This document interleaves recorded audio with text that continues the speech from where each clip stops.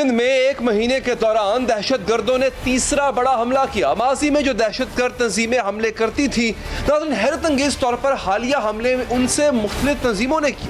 आखिर हमला करने वाले कौन थे, प्लानिंग कहाँ की गई, कब की गई, हमला आवरों को किसकी हिमायत हासिल थी, इस सब पर हम बात करेंगे। आपको एक एक चीज खोल कर बताएंगे। आज दहशतगर्दों का पाकिस्तान स्टॉक एक्सचेंज की इमारत पर हमला नाकाम हो गया। हमला करने वाले चारों दहशतगर्द मारे गए। फायरिंग के नतीजे में एक पुलिस एहलकार और 2 सिक्योरिटी गार्ड्स शहीद हुए, जबकि 3 पुलिस एहलकारों समेत 7 अफराद जख्मी भी हुए। दहशतगर्दों के कब्जे से जदीद हथियार, दस्ती बम और धमाका खेज मवाद बरामद हुआ। दहशतगर्दों के सामान से खाने पीने की चीजें भी मिली हैं, जिससे जाहिर होता है कि उनका देर तक मुहासरा करने का इरादा था, लेकिन पुलिस के बहादुर जवानों ने उनकी कोशिश नाकाम बना दी। वज़ीर-ए-आज़म इमरान खान ने बहादुरी से दुश्मन का मुकाबला करने वाले और हमला नाकाम बनाने वाले जवानों को शाबाश दी। उन्होंने कहा कि पूरी कौम को अपने बहादुर जवानों पर फख्र है। Army chief general Qamar Javed Bajwa ने भी बर वक्त कार्रवाई करके दहशतगर्दों का खात्मा करने पर पाकिस्तान रेंजर्स और सिंध पुलिस की तारीफ की और जानों का नजराना पेश करने वालों को खिराज अकीदत पेश किया। वज़ीर आला सिंध मुराद अली शाह ने वाक़े को मुल्की सलामती और मईशत पर हमला करार दिया। दहशतगर्द नाज़रीन एक अरसे से इस जगह पर हमले का मंसूबा बना चुके थे और हमारी सिक्योरिटी एजेंसीज को भी दुश्मन के इरादों की खबर मिल चुकी थी। इसी वजह से सिक्योरिटी के इदारे हाई अलर्ट पर थे। हिफाजत के इंतजाम सख्त कर लिए गए थे और जब दहशतगर्दों ने हमला किया तो इन्हें फौरी और भरपूर जवाब मिल गया। पाकिस्तान स्टॉक एक्सचेंज ही नहीं नाज़रीन, दुश्मन सिंध असम्बली पर भी हमले का इरादा रखता था, लेकिन हमारी एजेंसीज इससे भी आगाह हो चुकी थी। कुछ दिन पहले चंद दहशतगर्दों को गिरफ्तार किया गया। इनके कब्जे से सिंध असम्बली के दाखिली दरवाजे नाज़रीन और असम्बली हॉल की तस्वीर वो भी मिली थी। स्टॉक एक्सचेंज हमले की जिम्मेदारी कालदम शिद्दत पसंद तंजीम बलोच लिबरेशन आर्मी ने कबूल की। हमले का खुरा भारत से जाकर मिलता है। एक बयान में वज़ीर ख़ारजा शाह महमूद कुरैशी ने कहा कि भारत ने स्लीपर सेल्स मुतहर्रिक किए हैं और आज के हमले के ताने बाने भी उन्हीं से जाकर मिलते हैं। डीजी रेंजर्स ने भी भारत के किरदार पर बात की और कहा दहशतगर्द हमला किसी दुश्मन गैर मुल्की एजेंसी की मदद के बगैर नहीं हो सकता। मैं ये आपको यकीन दिला सकता हूँ कि ये टेररिस्ट इंसिडेंट किसी हुसैन इंटेलिजेंस एजेंसी की मदद के बगैर नहीं हो सकता और उसमें सरफहरिस्त रॉ की फ्रस्ट्रेशन आप सबके सामने है। कराची पुलिस के सरबराह AIG गुलाम नबी मेमन का भी यही कहना है कि हमले में दुश्मन इदारों की मदद शामिल थी। प्रेस कॉन्फ्रेंस में उन्होंने कहा कि इस हवाले से रॉ की बेचैनी का हमें इदराक है। पिछले चंद दिनों में देखें कि हमने कितने नेटवर्क्स को अनर्थ किया, उनके लोगों को पकड़ा, तो जो उनकी फ्रस्ट्रेशन थी उनके पकड़े जाने की, ये उसकी एक मैनिफेस्टेशन है। वज़ीर दाखिला एजाज शाह ने कहा है कि न सिर्फ दहशतगर्दों को उनके अंजाम तक पहुंचा देंगे बल्कि हमले के मास्टरमाइंड तक भी पहुंचा जाएगा। मैं आप सबको यकीन दिलाता हूं कि ये जो दहशतगर्द थे, जैसे कि पहले लोगों को, उनके ठिकानों को, उनके मास्टर्स माइंड को, उनके बेसिस को लॉ इन्फोर्सिंग और इंटेलिजेंस एजेंसीज ने तबाह किया है, इसी तरह इनको भी कैफ़े किरदार तक पहुँचाया जाएगा। नाज़रीन ये हमला बड़ी गैर मामूली नौयत का, क्योंकि इसके पीछे जो मास्टरमाइंड है, मास्टरमाइंड्स हैं, एक नहीं कई अज़हान शामिल हैं। वो कौन है, आज के शो में पर्दा भी चाक करेंगे आप नाज़रीन कि किस तरह से कुछ कौम परस्त लोग, कुछ दहशतगर्द तंजीमों के सरबराह और लंदन में बैठी एक तंजीम के सरबराह, उन्होंने आपस में गठजोड़ कर लिया है। बात करेंगे समा न्यूज़ के नुमाइंदे अहमर रहमान से। थोड़ी ही देर में हमारे साथ मौजूद होंगे जनरल रिटायर्ड अमजद शोएब साहब भी। अहमर ये बताइएगा, एक नेक्सस जो है वो अभी तक की जो इन्वेस्टिगेशन हुई है, अब तक जो प्रेस कॉन्फ्रेंस में बताया गया, एक नेक्सस नजर आ रहा है। इसमें सिंध की दहशतगर्द तंजीमें भी हैं, बलोच लिबरेशन आर्मी भी है और MQM लंदन के भी ताने बाने मिलते हैं, जिसको बिलाखिर कहीं ना कहीं रॉ फंड कर रहा है। तो ये बताइएगा कि अब तक तहकीकात का रुख जो है वो इसी पैमाने पर है और यही जांचा जा रहा है कि इसके ताने बाने कहाँ मिलते हैं। जी देखिए, तहकीकात का दायरा जो है वो वसी कर दिया गया है। DG रेंजर्स ने भी जो है वो आज इस बात की निशानदेही की थी कि पूरा एक नेक्सस बना है जिसमें ना सिर्फ सिंध की अलहदगी पसंद जमातें शामिल हैं, बल्कि उसमें जो है वो BLA भी शामिल है और MQM लंदन का भी उन्होंने जिक्र किया था कि एक ही नेक्सस है जो कि इस तरह की कार्रवाइयाँ शहर में कर रहा है दहशतगर्दी की। जहाँ तक बात है इन्वेस्टिगेशन की, तो बिल्कुल वो जो है वो एक दुरुस्त अंदाज में आगे बढ़ती हमें दिखाई दे रही है। उसकी वजह यह है कि सिक्योरिटी हुक्काम से भी हमारी हमारी बात हुई है तो जो गाड़ी जिसमें सवार होकर दहशतगर्द पाकिस्तान स्टॉक एक्सचेंज की जानिब आए थे तो उस गाड़ी के हवाले से जो है वो काफ़ी अहम चीज़ें मालूमात जो है वो हासिल की गई हैं। ये गाड़ी जो है वो खालिद बिन वलीद रोड है वहाँ के शोरूम से जो है वो ख़रीदी गई थी और बाकायदा दहशतगर्दों ने ना सिर्फ आके वहाँ पे पेमेंट की थी उस गाड़ी को ख़रीदने के लिए बल्कि अपना NIC भी दिया था और गाड़ी को अपने नाम पर रजिस्टर्ड भी करवाया था। तो यानी कि उन्होंने इस कार्रवाई पर लाखों रुपये, ये 7 दिन पुरानी बात है, 7 दिन कबल जो है वो दहशतगर्दों ने इस गाड़ी को ख़रीदा था। 7 दिन से दहशतगर्द जो है वो यहाँ पर मुकीम थे, कराची में ही मुकीम थे, मुख्तलिफ मकामात की उन्होंने रैकी भी की। फिर सिक्योरिटी हुकाम से हमारी बात हुई है तो उनका ये कहना है कि दहशतगर्दों का मंसूबा सिर्फ ये नहीं था कि पाकिस्तान स्टॉक एक्सचेंज पर हमला करना है, उनका ये मंसूबा था कि अंदर जाकर जो अंदर मौजूद ताजिर हैं उनको यरगमाल बनाना है, उसके बाद गवर्नमेंट से किसी चीज़ पर नेगोशिएट करना है। तो एक मुनज़्ज़म तरीके का उन्होंने एक मंसूबा बनाया था जिसको जो है वो बाकायदा नाकाम बनाया गया पुलिस, रेंजर्स और दीगर कानून नाफिज करने वाले इदारों की जानिब से। साथ ही साथ दहशतगर्दों के कब्जे से पेट्रोल की बोतलें भी मिली हैं। तो कानून नाफिज करने वाले इदारों का ये भी कहना है कि इस ये बताइएगा, तो इसका मतलब है कि इंटेलिजेंस रिपोर्ट थी, इसका मतलब है इत्तलात थी कि ऐसा हमला हो सकता है और सिंध असम्बली पर भी हमले की इत्तलात थी। तो फिर कोई स्ट्रैटेजी क्यों नहीं बनाई, इसको काउंटर को रोका क्यों नहीं गया, पहले से कोई ऑपरेशन क्यों नहीं किया गया? जी देखिए अली साहब, माजी में भी इस तरह के काफ़ी थ्रेड्स अलर्ट जो है वो शहर में आते रहते हैं कि कहाँ पर जो है वो ख़तरा है दहशतगर्दी की कार्रवाई का, जिसमें चाहे जो है वो कुछ होटल्स होते हैं, कुछ जेल पर भी जो है वो माजी में इस तरह का हमले का जो है वो खदशा जाहिर किया गया था। तो मुख्तलिफ मकामात के बारे में ये निशानदही वक्तन फ़वक्तन जो है वो कर दी जाती है कि दहशतगर्द तंजीमें वहाँ पर हमला करना चाहती हैं। मुख्तलिफ औकात में उसमें सिक्योरिटी मेजर्स भी लिए जाते हैं। जहाँ तक बात है पाकिस्तान स्टॉक एक्सचेंज की, तो इसमें बिल्कुल सिक्योरिटी मेजर्स जो है वो लिए गए थे। ख़ास तौर पर यहाँ का जो मरकज़ी दरवाज़ा है उसको 3 हिस्सों में डिवाइड कर दिया गया था, यानी कि पहले जो है वो बैरिक्स लगी हुई हैं, उसके बाद जो है वो गेट है और उसके बाद एक मरकजी दरवाज़ा आता है स्टॉक एक्सचेंज का। तो इस तरह मेजर्स जो है वो उठाए गए थे। अंदर चौकियां जो है वो बनाई गई थी, ना सिर्फ सिक्योरिटी गार्ड्स की बल्कि एक पुलिस की चौकी भी जो है वो अंदर बनाई गई थी ताकि वो फौरी तौर पर रिस्पॉन्ड कर सकें। तो इस तरह मुख्तलिफ मकामात पर जब इस तरह के ये खदशा जाहिर किया जाता है कि वहाँ पर ख़तरा है दहशतगर्दी की कार्रवाई का, तो मेजर्स लिए जाते हैं वहाँ पर रोकने के लिए इन हमलों को कोशिश की जाती है। एक बात दुरुस्त है कि अगर ये जो वाक़या हुआ है, इस वाक़े के पीछे BLA, सिंध की कुछ दहशतगर्द तंजीमें, MQM लंदन, इनका कोई नेक्सस जो है वो सामने तो आया है, लेकिन ये बताइएगा मज़ीद इसके हवाले से क्या इन्फॉर्मेशन सामने आई है? जी देखिए, ये सिर्फ अभी नहीं बल्कि अगर हम बात करें 10 जून से तो रेंजर्स पर मुख्तलिफ औकात में अटैक किए गए हैं, चाहे उनकी मोबाइल पर दस्ती बम हमला करना हो या फिर उनकी पुलिस रेंजर्स चौकी के करीब दस्ती बम हमला जो है वो करना हो। तो इस तरह मुख्तलिफ मकामात पर मुख्तलिफ औकात में अभी हालिया दिनों में ही रेंजर्स पर भी अटैक किए गए हैं, जिसके बाद रेंजर्स, पुलिस ने और फिर दीगर कानून नाफिज करने वाले इदारों ने कराची में अपनी प्रेजेंस शो करना और फिर अपनी कार्रवाइयाँ करना बहुत तेज़ कर दी थी। हम ये देखते हैं कि तकरीबन जो है वो मुतअद्दिद लोग हैं ऐसे जो कि पकड़े गए हैं, जो कि 100 अफराद के कत्ल में भी मुलव्विस रहे हैं। अभी जो है वो SIU की जानिब से 2 रोज़ कबल एक शख्स को गिरफ्तार किया गया था जो कि 100 से ज़ायद अफराद के कत्ल में मुलव्विस था, उसके कुछ साथियों के साथ जो है वो कार्रवाई अमल में लाता था।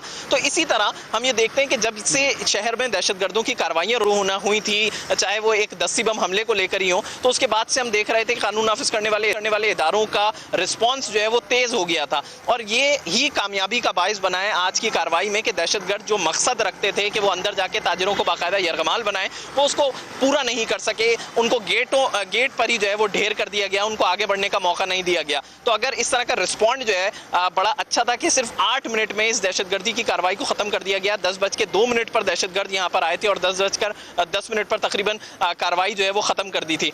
तो ये जो है वो एक अच्छा एलिमेंट था कि कम अज़ कम इतना क्विक रिस्पॉन्स जो है वो यहाँ पर मौजूद सिक्योरिटी गार्ड्स, पुलिस और रेंजर्स की जानिब से दिया गया। रहमान, बहुत बहुत शुक्रिया हमें अपडेट करने के लिए। नाज़रीन, आगे बढ़ेंगे। पाकिस्तान में खास तौर पर सिंध में दहशतगर्दी की एक नई लहर ने सर उठा लिया और बहुत से सवालात उठ रहे हैं। आखिर ये दहशतगर्दी कौन कर रहा है, मंसूबे कौन बना रहा है, कहां बना रहा है, दहशतगर्दों को किसकी मदद हासिल है, क्या दहशतगर्द तंजीमों का एक नया इत्तेहाद वजूद में आ चुका है? क्या मुल्क के सारे दुश्मन इकट्ठे हो चुके। क्या भारत चीन के हाथों अपनी खफत मिटाने के लिए पाकिस्तान में बदअमनी फैला रहा है? हमले के लिए स्टॉक एक्सचेंज का इंतखाब ही क्यों किया गया?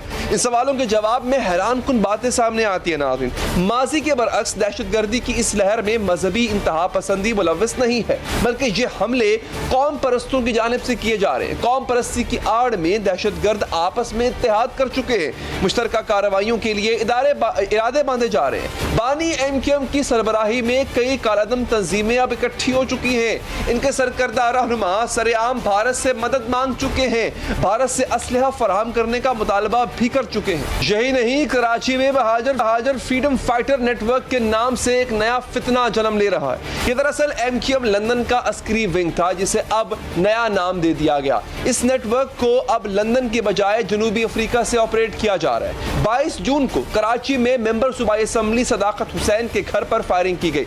इस फायरिंग का खुरा उसी नेटवर्क से जाकर मिला। बहादुर फ्रीडम फाइटर के नाम से कराची में एक नया फितना जन्म ले रहा है।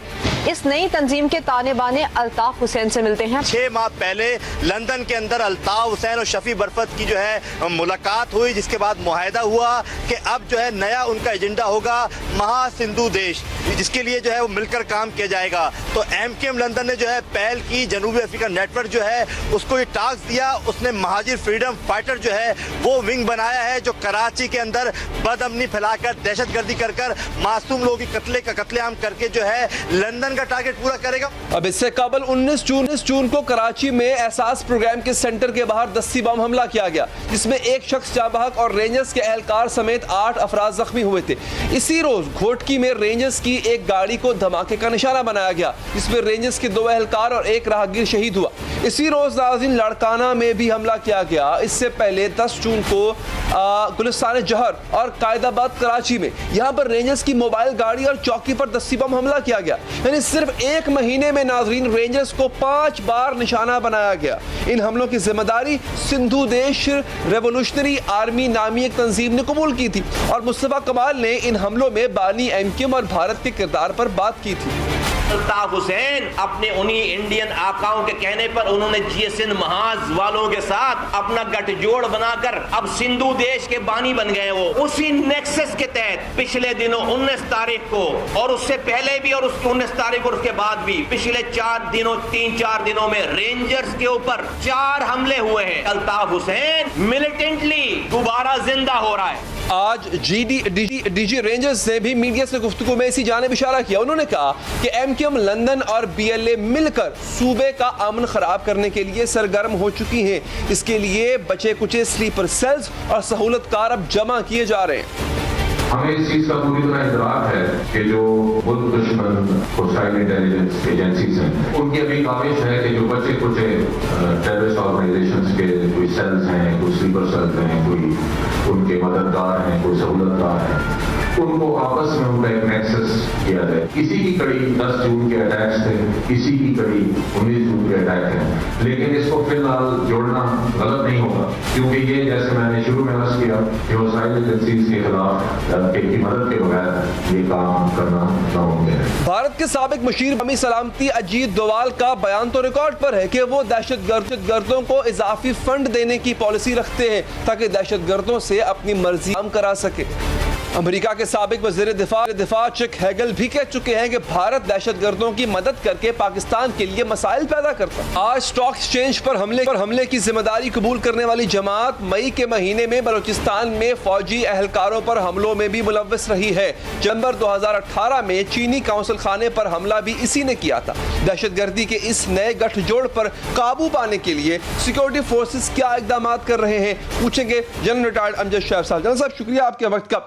सर, ये जो एक नया नेक्सस सामने आया है, MQM लंदन इसमें शामिल है, सिंध की कॉन्फ्रेंस जमात इसमें शामिल है, BLA पहले से शामिल है, ताने बाने रॉ से जाके मिलते हैं, इसको काउंटर किस तरह किया जाएगा?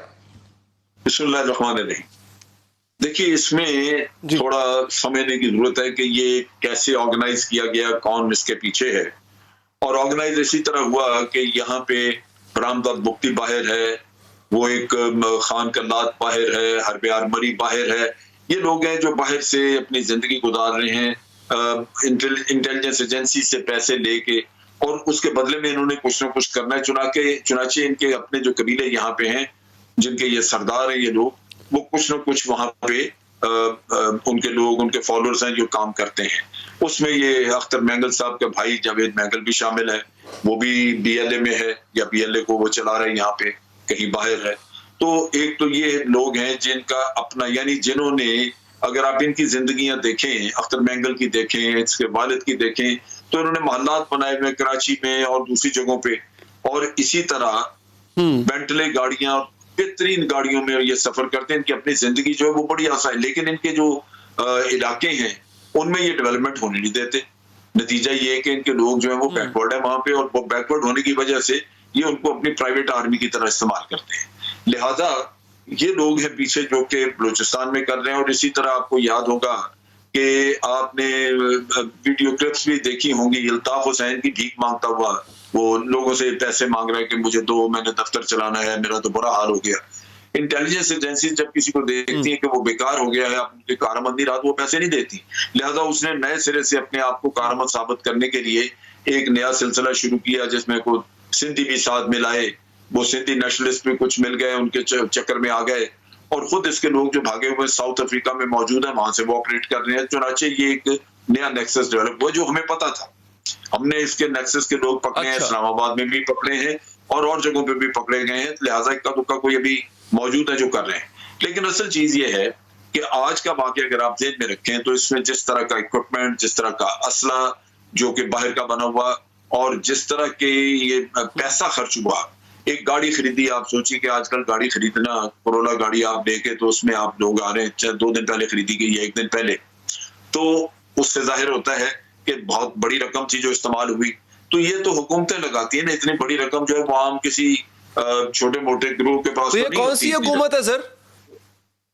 तो साहब अब तो बड़ा नाम लेना चाहिए हमें। जी मैं अर्ज करूं कि ये मुझे कोई शक नहीं है कि ये दिल्ली में रॉ के हेडक्वार्टर में प्लान किया गया, लोग सिलेक्ट किए गए यहाँ पे अफगानिस्तान के अंदर, उनको वही ट्रेन किया गया NDS के तावन के साथ, और वहां उनको असला, उनको इक्विपमेंट, मुख्तलिफ ऑपरेटर्स वगैरह ये प्रोवाइड किया गया, पैसे दिए गए और उनको लॉन्च किया गया। सो ये एक नेक्सस मौजूद है जो हमें जिसका पता है। अब ये है कि ये इसके ऊपर जो बाकी के भी लोग इधर उधर इनके होंगे वो पकड़े जाएंगे। इंटेलिजेंस एजेंसीज का नेटवर्क हमारा अच्छा मजबूत है, और कई ऐसे वाकयात जो शायद हो गए होते हैं वो इंटेलिजेंस एजेंसीज ने पकड़े हैं। तो इक्का दुक्का कोई निकल आता है ऐसा। अब इसमें असल चीज जो है वो आज पहली दफा आपने देखा होगा कि इंडिया के ऊपर खुल के इल्जाम आपके फॉरेन मिनिस्टर ने भी लगाया है, और जो आपके नेशनल सिक्योरिटी एडवाइजर है मोहित यूसुफ, उन्होंने भी बात की है। ये वो स्टांस है जो आपने भरपूर तरीके से आगे लेके चलना है। हमें कन्फ्रंट करना चाहिए था अमेरिका को, क्योंकि आपने देखा होगा कि 2-3 दिन पहले एक कंट्री रिपोर्ट टेररिज्म के ऊपर अमेरिका ने, उनके स्टेट डिपार्टमेंट ने इशू की, जिसमें पाकिस्तान के ऊपर एक उन्होंने कमेंट का एक पोर्शन रखा हुआ था। उसमें कहा गया जी कि पाकिस्तान में सेफ हेवन्स हैं, हर तरह के दहशतगर्दों का नाम लिया जाए, अफगान, तालिबान, और इसमें वो हकानी नेटवर्क भी है, लश्कर तैयबा भी है, जैश मोहम्मद भी है, फना है। ये सारी चीजें अमेरिका कह रहे हैं बगैर सबूत के। लेकिन ये कोई सोच सकता है कि अमेरिका और नेटो इतने बड़े नेटवर्क के साथ अफगानिस्तान में मौजूद हो और उनके नाक के नीचे भारत और NDS ये काम कर रहे हैं और उनको पता ना हो? लिहाजा हमें कन्फ्रंट उस रिपोर्ट को लेकर करना चाहिए था इनको कि जनाब जो सेफ हेवन्स अफगानिस्तान में मौजूद हैं, जहां से पाकिस्तान में दहशतगर्दी होती है, वो आपने किस डोजियर में लिखी है? ये हमें ऐसा मुनाफिकाना सबक देना, और ये तरीकाकार हो सकता था कि ये आपकी पार्लियामेंट में डिस्कस हो। और लेकिन जनरल सर कम से कम हम अब नाम लेना तो शुरू हुए। जनरल साहब, ये आपने बड़ा अच्छा पॉइंट उठाया कि हमें उस कोलैबोरेशन का जिक्र करना चाहिए था जिसकी वजह से अफगानिस्तान से ऑपरेट करने के काबिल हो रहे हैं, मगर भारत का नाम भी पहले सर नहीं लिया जाता था। अब हम नाम तो ले रहे हैं एक बात, लेकिन एक बड़ी इंपॉर्टेंट चीज है जनरल साहब जो शायद हम मिस कर रहे हैं। जो भी हो, ये एजेंसियां, रॉ, NDS, ये सादा लोग बलोचों को ही इस्तेमाल करती हैं, और उसकी वजह है डिप्रीविएशन, महरूमियां, एहसास महरूमी। ये खत्म नहीं कर पाएंगे सर तो दुश्मन तो सवाल करता रहेगा हमारे लोगों को। उस पर काम नहीं किया कभी किसी ने। देखें, यहाँ पे जो बड़ी दुश्वारी है, मैं बलूचिस्तान में रहा हूँ, कोयटा का GOC रहा हूँ, मैंने बहुत सारा कुछ करीब से देखा है जी। यहाँ पे मुश्किल ये है कि आप हमेशा जो है वो पैसा पार्लियामेंट के जरिए इस्तेमाल करते हैं, सियासतदानों को उनके इलाकों में दिया जाता है, और बलूचिस्तान में करप्शन बहुत है। यहाँ ज्यादातर सरदार ही होते हैं जो सियासत में आते हैं, पैसा खाया पिया जाता है।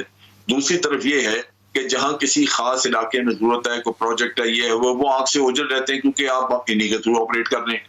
बलूचिस्तान का पूरा इलाका जो है वो 2 हिस्सों में है। 7% है जो कि एरिया है जहाँ पे हुकूमत की रिट है, यानी वहाँ पुलिस है, वहाँ डीसी है, वहाँ पे असिस्टेंट कमिश्नर्स हैं, वहाँ कचहरी है, और 93% वो इलाका है जो भी एरिया जहाँ पे सरदार है। ये पहले खत्म करना जरूरी है अगर आप चाहते हैं कि आपकी वहाँ रिट हो और आपके अदारों के जरिए वहाँ काम किया जाए, सरदारों के जरिए ना किया जाए, तो ये बी एरिया को ए एरिया में कन्वर्ट करना जरूरी है। सरदार इसकी मुखालफत करेंगे लेकिन हुकूमत को सोचना चाहिए।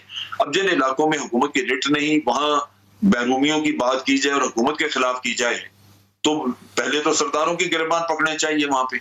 तो ये वो चीज है जो कि देखनी है, हमें सोचना होगा और करनी जरूरी होगी। इसके अलावा वहां पे तालीम का निजाम फैलाने की जरूरत है, वो भी आप करें, लेकिन ठीक है, सबसे बढ़ के एक प्रोपेगेंडा है जिसको काउंटर करना। जल साहब बहुत बहुत शुक्रिया सर, बिल्कुल ठीक है, बहुत बहुत शुक्रिया आपके वक्त का। नाज़रीन एक वक्फा यहाँ पर लेते हैं। वक्फे के बाद इमरान खान साहब ने कहा था कि उनके अलावा और कोई चॉइस है नहीं। ये किसको पैगाम भेजा है इमरान खान साहब ने, किसके पास और चॉइस नहीं है, ये पूछेंगे शाहिद खान अब्बासी साहब से इस वक्फे के बाद।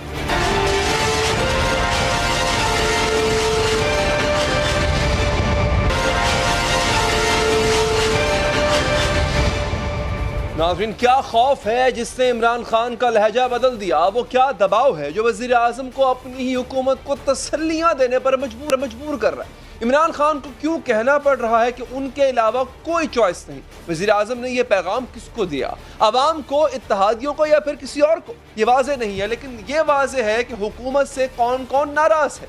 गुज़िश्ता रात वज़ीर आज़म ने अपने इत्तेहादियों को इशारा दिया तो हुकूमत के सारे इत्तेहादी आए, लेकिन कौफ लीग नहीं आई। और इसके साथ साथ बीएनपी तो पहले ही नाराज है, वो पहले ही इत्तेहाद को खैरबाद कह चुकी है। और आज बीएनपी ने बजट वोटिंग में हुकूमत के खिलाफ वोट भी डाला।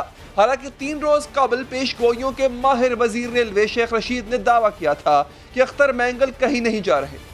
नहीं जाता अख्तर मैंगल शैगल, मैं बहुत सारे मैंगलों को जानता हूँ, सारी ज़िंदगी मैंने यही काम किया और देखा और सुना है। इमरान खान जो है वो वक्त की ज़रूरत है, लेकिन अख्तर मैंगल और हुकूमत में दूरियां खत्म नहीं हो सकी और बीएनपी वज़ीर आज़म के इशाइये में शरीक नहीं हुई। इसी इशाइये से वज़ीर आज़म ने खिताब करते हुए चंद इंतहाई अहम और इंतहाई मानी खेज बातें की थी। वज़ीर आज़म ने कहा कि रोज़ सुबह खबर मिलती है कि आज जा रहा हूँ, कल जा रहा हूँ, लेकिन हम कहीं नहीं जा रहे। हुकूमत को कोई ख़तरा नहीं है क्योंकि इस वक्त उनके लिए उनके अलावा और कोई ऑप्शन नहीं है।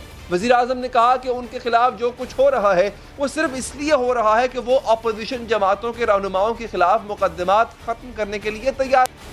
कोई ताकत हमें हरा नहीं सकेगी जब तक हम अपने नज़रिए के ऊपर खड़े हों। आज ये जो सारी आपकी अपोजिशन है, मेरे लिए कितना आसान है 5 साल गवर्नमेंट करना। सिर्फ मैंने इनके 8-9 लोगों को ये कहना है कि तुम फिक्र ना करो, तुम्हारे केसेस हम आगे नहीं बढ़ने देंगे। लेकिन तब ये पार्टी, ये हमारी गवर्नमेंट, हम तब खत्म होंगे जब हम अपने नजरिए से पीछे हटेंगे। अपने इस खिताब में वज़ीर आज़म का कहना था कि हुकूमत आसानी से मुद्दत पूरी करेगी क्योंकि उनके अलावा कोई चॉइस नहीं है। वज़ीर आज़म किसको ये पैगाम दे रहे थे ये वाज़ेह नहीं है, लेकिन चंद रोज पहले फवाद चौधरी ने भी यही बात जरा वाज़ेह अंदाज में की थी। अब दुश्मन के पास तहरीक इंसाफ के अलावा और कोई ऑप्शन मौजूद नहीं। अब वज़ीर आज़म भी तकरीबन यही बात दोहरा रहे हैं, लेकिन अपोजिशन इस हवाले से उसका मौक़िफ़ जो है वो मुख्तलिफ है। कुछ दिन पहले मुस्लिम लीग नवाज के रहनुमा ख्वाजा साद रफ़ीक ने कौमी असम्बली में कहा था कि एस्टैब्लिशमेंट के पास ऑप्शन है मगर हम अब नहीं हैं। इस पर एक मुश्किल है कि आपके सिवा जो ऑप्शन हो सकता है हम अवेलेबल नहीं है। इस बार मज़े की बात ये है, आप समझते हैं कि आपके अलावा ऑप्शन नहीं है, ये भी अवेलेबल नहीं है, हम भी अवेलेबल नहीं है। ये बड़ी ख़तरनाक बात है। अपोजिशन सिर्फ यही नहीं कह रही कि हम हुकूमत नहीं चलाना चाहते, बल्कि ये भी मुतालबा कर रही है कि इमरान खान को हटाया जाए और फिर अगला वज़ीर आज़म भी पीटीआई में से ही लाया जाए। अगर जुर्रत है तो इस नाकामी का एतराफ़ करें जो दो साल में उन्होंने पाकिस्तान का मुकद्दर कर दिया है, उसका एतराफ़ करें और अपनी नाकामी का एतराफ़ करते हुए इस्तीफ़ा दें। पीटीआई अपना नया लीडर चुन ले ताकि कौम को इस शख्स से छुटकारा मिले। वज़ीर आज़म के बयानात पर इत्तेहादियों की जानिब से सवाल भी उठाए जा रहे हैं। कहा जा रहा है कि क्या मुद्दत पूरी करना आवाम से किए गए वादों से भी ज़्यादा ज़रूरी। ये मानी खेज बयान हुकूमती इत्तेहादी जमात के अहम रहनुमा मुनिस इलाही की जानिब से सामने आया और मुस्लिम लीग क़ाफ वही जमात है जो गुज़िश्ता रात वज़ीर आज़म के इशाइये में शरीक नहीं हुई थी। यानी एक जानिब अपोजिशन माशी भंवर में फंसी हुकूमत की बेबसी का तमाशा देख रही है, तो दूसरी जानिब हुकूमत के इत्तेहादी रूठते जा रहे हैं। शायद इन्हीं हालात की वजह से वज़ीर आज़म के लहजे में मफाहमत महसूस की जा सकती है। स्पीकर साहब, मेरा कोई किसी से लड़ाई नहीं है। मैं पहले दिन से जब यहाँ आया हूँ, तकरीर नहीं करने दी मुझे।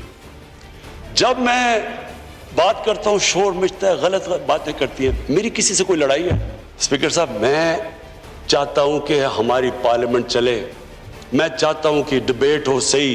कौमी असम्बली में वज़ीर आज़म की इस बजट तकरीर पर अपोजिशन रहनुमाओं की जानिब से तंजिया तबसरे भी सामने आए। फरमाइशी तकरीर थी और इसकी जबान भी फरमाइशी थी। ये किन को सुना रहे थे?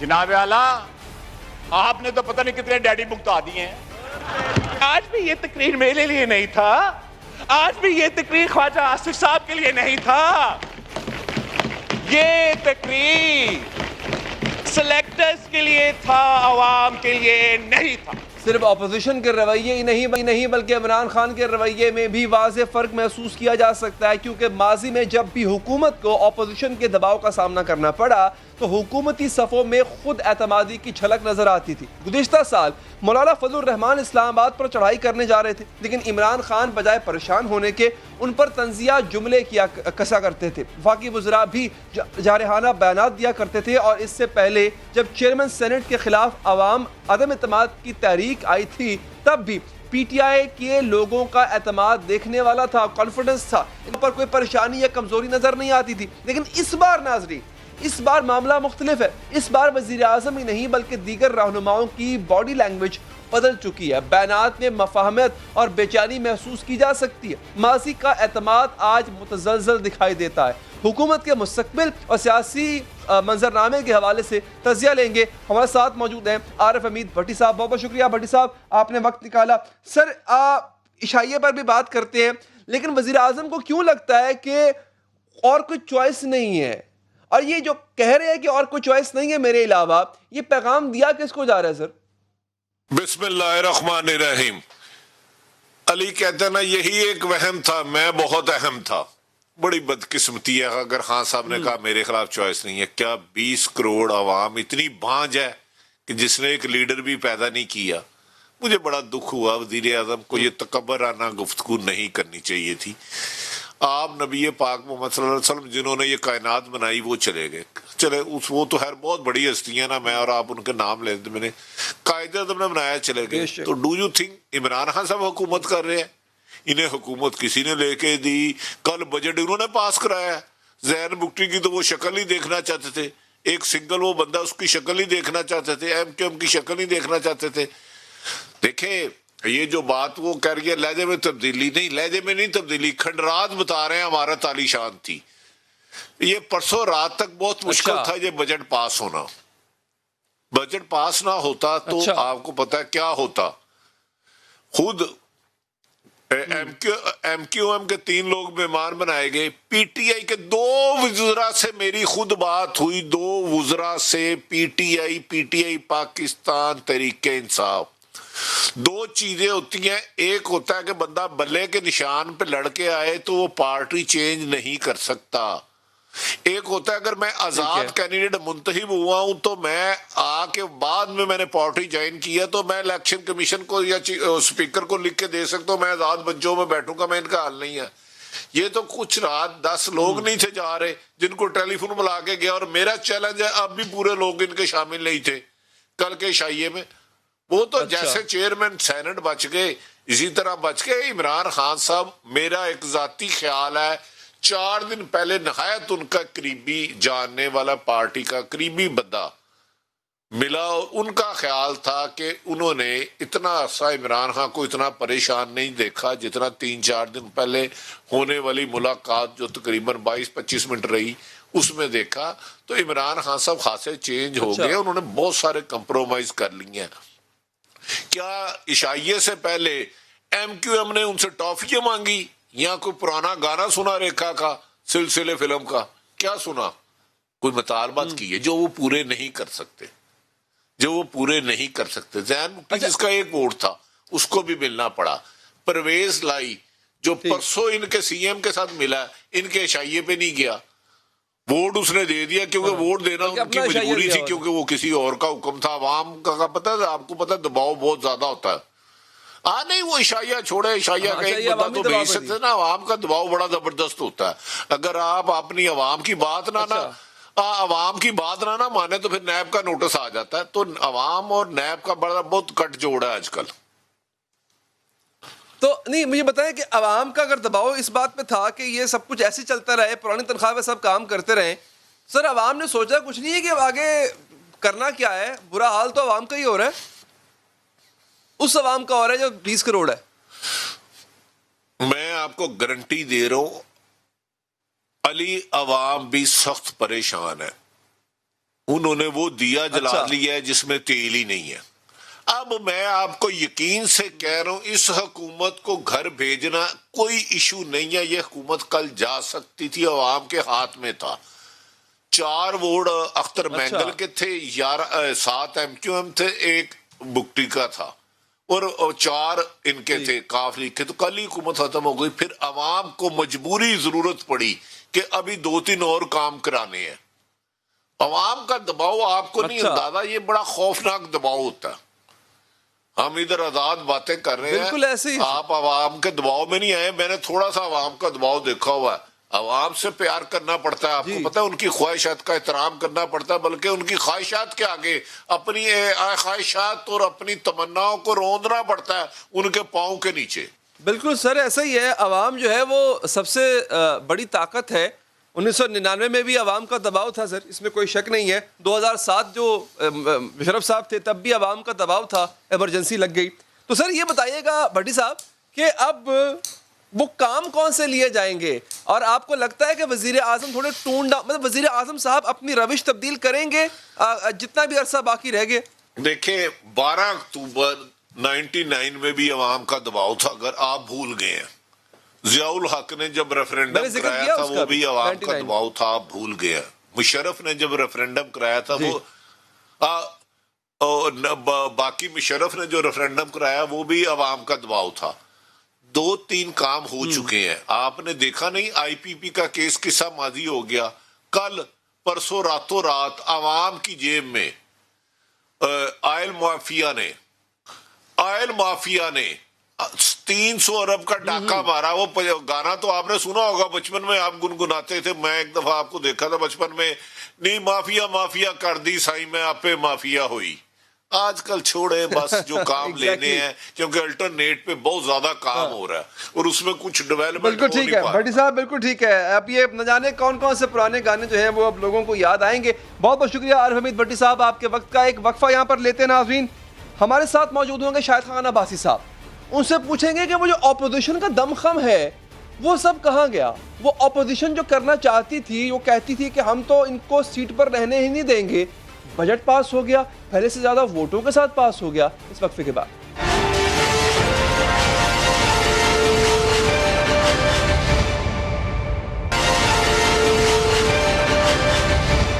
नाज़रीन सवाल यह है कि क्या एक बार फिर ऑपोजिशन पहले ही इम्तिहान में नाकाम हो चुकी है? दावा तो यह किया गया था कि आईनी तरीके से वज़ीर आज़म को हटाएंगे।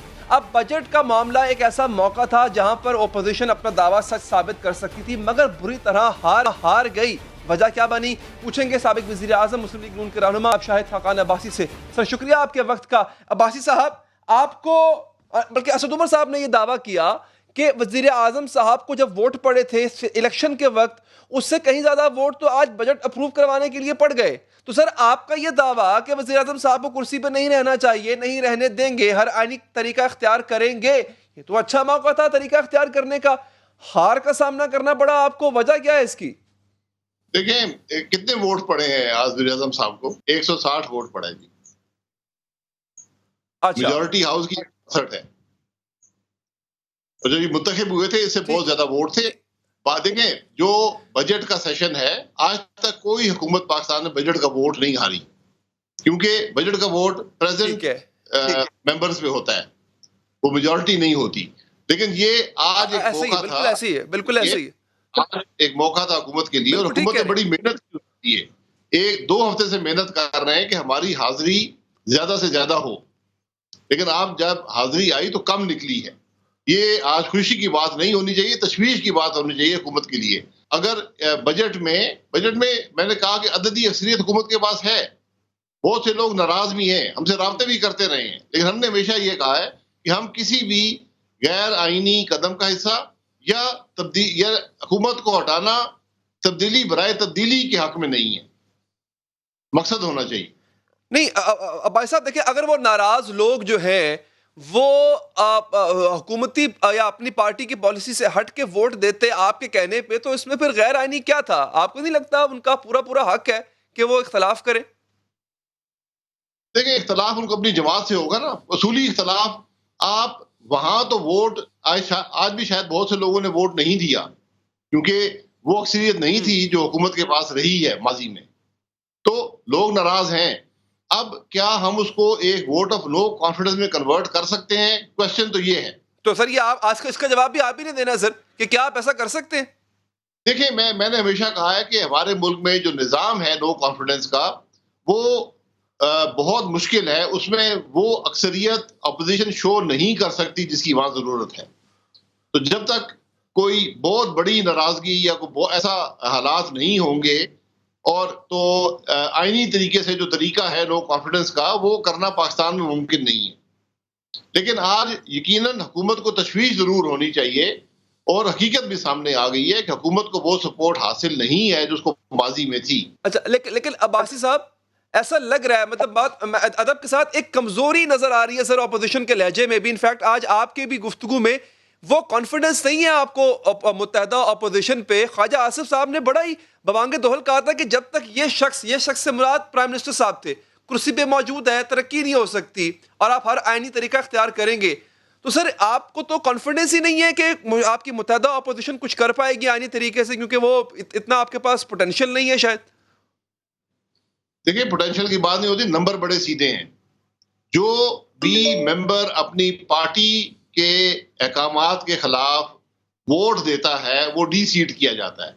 ये बात शायद हम भूल जाते हैं। ऐसे ही है। इसलिए मैं कहता हूं ये इस बात में कोई शुबा नहीं है कि इस हुकूमत का हर लम्हा जो है पाकिस्तान के लिए भारी है। तो हमारा ये फर्ज हम समझते हैं कि जो भी आईनी जमहूरी तब्दीली हो उसके लिए कोशिश करें, लेकिन उसका ये मतलब नहीं कि कल ही तब्दीली आ जाएगी। तब्दीली जो आनी थी पाकिस्तान में आ चुकी है। अब हर आदमी परेशान है, हमारी तरफ देख रहे हैं। आप भी मुझसे सवाल कर रहे हैं कि अपोजिशन तब्दीली क्यों नहीं लाती? तब्दीली तो हुकूमतें लाती हैं। तो आईनी तब्दीली, मैंने पहले भी कहा कि पाकिस्तान के निज़ाम के अंदर तकरीबन एक नामुमकिन तरीका है नो कॉन्फिडेंस का। ये पाकिस्तान में कभी नहीं हो सका, इसलिए तब्दीली आती है। तो जब आपने ये कहा सर कि हर आईनी तरीका इख्तियार करेंगे, तो नो कॉन्फिडेंस तो फिलहाल आउट ऑफ क्वेश्चन हो गया, मैं उसको साइड पर रख देता हूं। अब दीगर आपके पास कौन कौन से ऑप्शन है सर, आईनी ऑप्शंस? देखिए, आईनी ऑप्शन यही होता है कि हमने हुकूमत की जो नाकामियां हैं उनको हाईलाइट करना है। यहां पर खुशकिस्मती है या बदकिस्मती समझें कि हुकूमत की नाकामियों को हाईलाइट करने की कोई जरूरत नहीं है। हर शख्स महसूस कर रहा है, हर आदमी तंग है। तो इससे पहले कि लोग सड़कों पर आ जाएं, ये दबाव हुकूमत पर डाला जाता है कि भाई तुम ही इसका कोई हल निकालो। तो मुझे पूरा यकीन है कि ये मामला अब नहीं चल सकता। एक हुकूमत है जो नाकाम हो चुकी है, जो डिलीवर नहीं कर पा रही, जिसकी कोई डायरेक्शन नहीं है, जो मुल्क के मसाइल नहीं हल कर सकती, उसको जाना ही जाना होगा। वो जाने का क्या रास्ता? अच्छा, अब ऐसा मुझे सर ये बताइएगा, प्राइम मिनिस्टर साहब ने कहा कि उनके सिवा और कोई चॉइस नहीं है। ख्वाजा आसिफ साहब ने कहा कि चॉइस है, लेकिन फिलहाल हम, ख्वाजा साद रफीक ने माजरत के साथ, उन्होंने कहा कि हम इसको अवेल नहीं करना चाहते चॉइस को।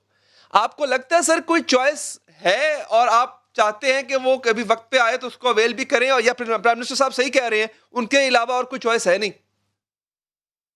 ये पाकिस्तान के पहले प्राइम मिनिस्टर जिसने ये बात कही है, कोई दुनिया में लीडर ये बात नहीं करता।